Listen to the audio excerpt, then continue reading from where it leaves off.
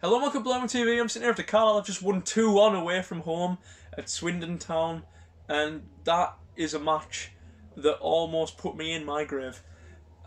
Harry McCurdy derby, Harry McCurdy almost scored for Swindon Town, and honestly, if that would have happened, I'd have probably jumped out my bedroom window.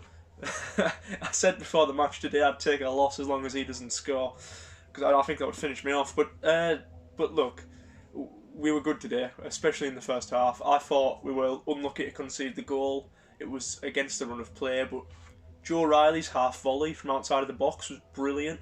Tristan Abraham's goal maybe wasn't as spectacular as Joe Riley's, but they all count the same, and he had to be there to score that. I believe it was Rod McDonald's header that was saved off the keeper, and Tristan Abrahams just had to tap it in from about a yard out. That's what he's. You can say it was it was quite spawny, but that's what he's there for. Is that he's there? He needs to be in them positions to score them goals, and that's why he's there. And look, we played well today. We were by far the better team in the first half, at least. And it was clear what Chris Beech's game plan was on the second half. I wish he hadn't done it, but it's obviously worked. Because taking Brendan Dickinson off, who had a really poor game today, I'll get onto that, and putting Morgan Feeney on just for us to defend for our lives, it's really, really stressful from a Carlisle fan's point of view, because, they're just constantly knocking on the door. And this time we managed to keep them out, which is, we've seen the game out, which was a big problem last season. And, we can take confidence from that. But, from my point of view, when they're just having shot after shot, constantly getting blocked, cleared by our players, and us not really attacking or pressing like we were in the first half, it's frustrating to watch. But if it works, it works. And honestly, Swindon Town, I would probably back them to win the league this season. So their way from home to one of the strongest teams in the division is not a bad result. It's really not. And we were the better team in the first half. They were the better team in the second half. I need to concede that, but we didn't concede, and that's what's important today. Honestly, Joe Riley, he played really well, and I don't think you can take him out of the team now. He is, this season, he's been our best player so far. He's got the goal, obviously, today to really wrap that up, but he's been constantly good. His all-round play is absolutely brilliant. He's just an all-round good player, and any team in this division would be lucky to have him. And I genuinely believe that Carlisle have the best midfield in the league. We've got Callum Guy, Joe Riley, John Mellish, all three very good midfielders at this level. We've got Joe Riley, who's displayed brilliant form at the start of this season. John Mellish, one of the most free scoring midfielders last season, and Callum Guy with the top assists in the league and top interceptions. He's brilliant at a DM position. And then we've got the likes of Danny Devine, very reliable, and then Josh Dixon and Taylor Charters off the bench as well. And then obviously the summer signing Zach Clough.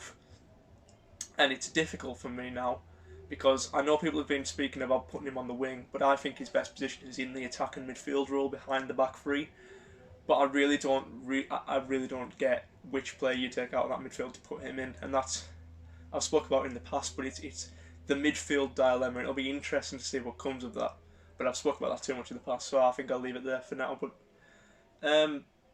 defensively, we were good. Corey Whelan, if it wasn't for Joe Riley's magnificent performance, I'd probably give him man of the match. Corey, he played really well. He's been solid with Rod McDonald, and it just shows you we don't need Aaron Hayden. I've seen us linked with a few defenders as of recent weeks, and I still want us to sign another defender and perhaps another striker. The midfield's sorted, obviously, but I think we've got a decent enough squad to go on and do something this season. Playoffs, I'm hopeful for that. And today was a very good performance. I'm very happy with today's performance. The main difference from Colchester is, I think we defended well today, and we only really conceded from quite a sloppy free kick that I didn't think was a free kick to begin with. Magnus played well today, but the only difference from the Colchester game is that we managed to score. And it just shows you when that happens. Who'd have thought, when you score goals and you defend well, you win football games? And that's it's a simple formula, but it's one I think we need to, we take forward. We take forward this game. We build on it.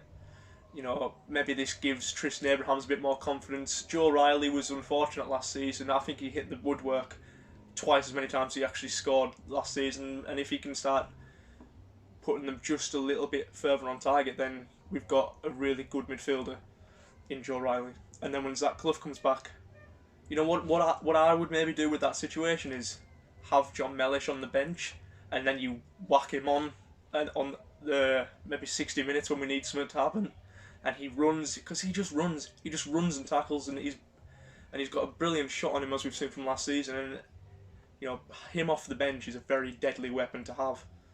Manny Mampala came on, didn't really have time to do much. But another talking point today was Brennan Dickinson, and I really think he needs to be dropped for the next match, because you know he's played all 3 matches so far this season and he hasn't done anything in any of them. He just seems slow. He just doesn't seem on the same wavelength as the rest of the team. I know he's got a good left foot, but what really frustrated me was we needed a goal against Sheffield United, and right at the very end, he's got a good opportunity to swing a cross in from a free kick, and he just has a pot shot goal, and he misses the target for a start, and there was not enough power on it to go in, even if it had troubled the keeper. I just don't think he's played well, and I think when you've got Mampala on the bench, who I know he didn't play well at Sheffield United, but he's young and exciting, and then we've got the likes of Sam Fishburne coming in, who looks an absolute goal machine. You just need to think, why aren't they playing in front of Brennan Dickinson, who clearly hasn't offered anything in these past few matches? Both fullbacks played well. Magnus Norman, he had one incident where he sort of spilled the ball out in front of him, but it was nicely cleared by Corey Whelan. And I want to talk a little bit about Harry McCurdy now as well. I think and Swindon Town fans, because I know there will be a few watching this video, look out for Harry McCurdy, and not in a good way. You know, he's clearly got the talent, but there's a reason it hasn't worked out at any of his previous clubs. His attitude when things start to go sour really is awful, and I think Swindon fans, there will be some of you watching this, don't get too attached, because an incident will happen, he'll snap at the fans, they'll be gone in the summer. It happens every single season.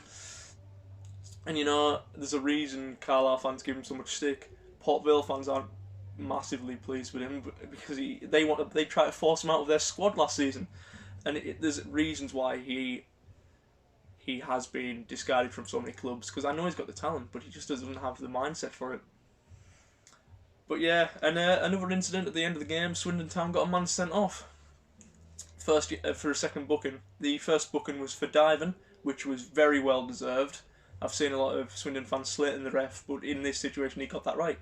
If he dives, it's a yellow card, and it was a blatant dive. And the second one, he stops an advancement along the left-hand side, and he deserves to get booked for that as well. So yeah, a very deserved red card, and that player, I can't remember the name of him now, but he was one of the best players. But yeah, look, we win and we move on, and I think it's a good result. So I'm going to leave it at that. In a bit.